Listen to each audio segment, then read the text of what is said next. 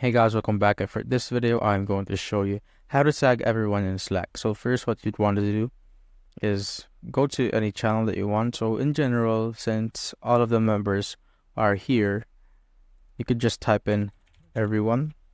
So it says notify everyone in your workspace. So if there's also a channel, so let's say if you have another channel where all of the members are there, you could also use this command which says at everyone, so it could notify everyone in your workspace.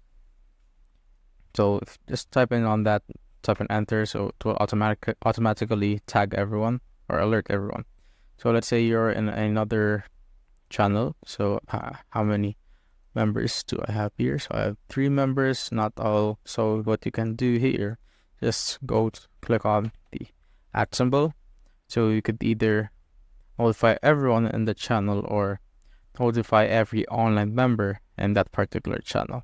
You could either pick from any of the two right there. So let's just say I just want to notify all the online members and just type in enter. And that's it, guys.